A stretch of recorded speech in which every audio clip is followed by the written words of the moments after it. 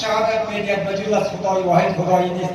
وقتی که مؤذن گفت اشهد ان محمد رسول الله، او زمان امیر العابدین صدا زد. مؤذن گفت ساکت شو. او گفت بگرد یزید این محمدی که نام میبری که رسول خداست، این محمد جد توست یا جد من؟